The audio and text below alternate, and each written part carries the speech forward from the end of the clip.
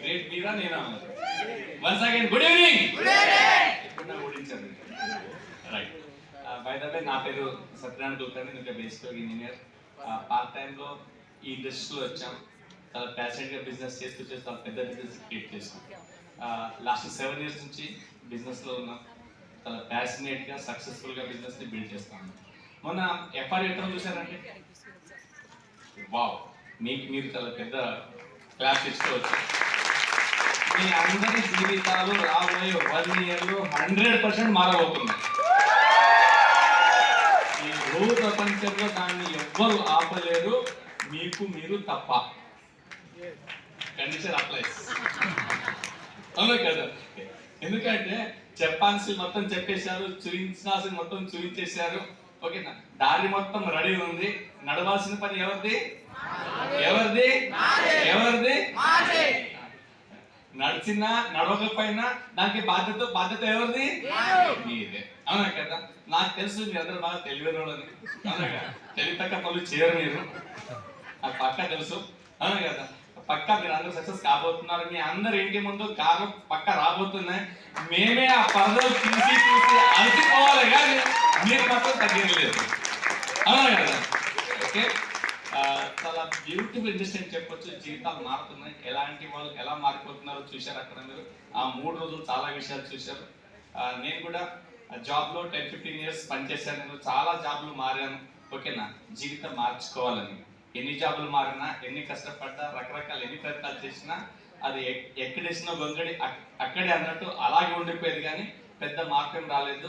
Thanks గా మా జీవితంలో ఉన్న great upline Charan Singh sir ద్వారా మా లైఫ్లో వెస్టీజ్ వచ్చింది, విన్నింగ్ టీమ్ వచ్చింది.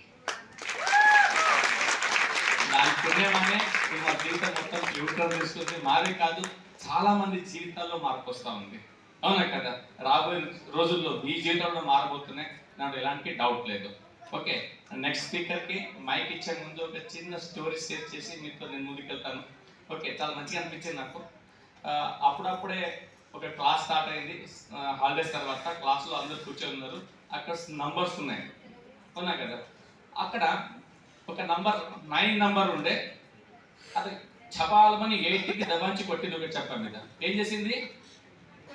చెప్ప మీద కొట్టింది. కొట్టిన తర్వాత 8 అర్థం కాల. 8 నెంబర్కి అడిగింది, నాకెందుకు కొట్టినామని.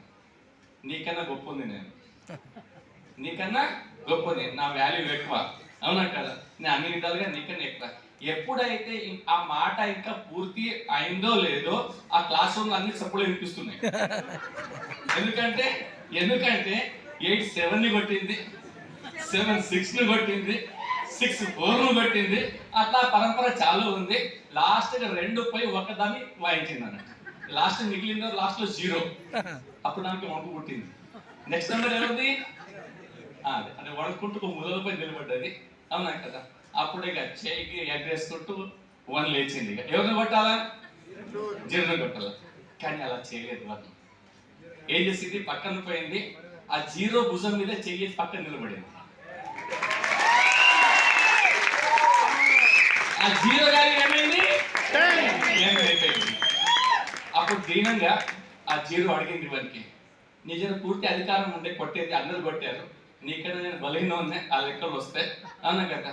నాకు కొట్టేదానికి బదులుగా నా పక్క నిలబడి 0ని 10 కింద అందరికీ నా వాల్యూ మార్చావు, నాకు అర్థం కాలేదు అని అడిగాడు. అయితే అప్పుడు తెలివిగా ఆ 1 సమాధానం చెప్తుంది ఏంటంటే, ఎవరో బలహీనుడు అంటే నేను గొప్ప, అంటే గొప్పనంటే గొప్పని కాదు, నేను గొప్ప, నేను అది నేను చెప్పుకున్న గొప్పని కాదు, తెలివిగా ఇతరులకి హెల్ప్ చేసిన వాడే గొప్పవాళ్ళు, అవునా కదా? విన్నింగ్ టీమ్ అంటే 1 నంబర్. ఓకేనా? మీరు ఎలాంటి స్టేజ్లో ఉన్నారు, ఏమున్నారు అనవసరం. మీతో పాటు విన్నింగ్ టీం ఉంది, మీ అప్లైన్ ఉన్నారు అంటే మీ ఏనుగుబలు మీకు వచ్చినట్లే. మీకు ఆపేవాడి ప్రపంచంలో ఎవ్వరు లేరు, మీకు మీరు తప్ప. మరి మీతో మీరు రెడీ ఉన్నారా? పక్కా? Thank you very much.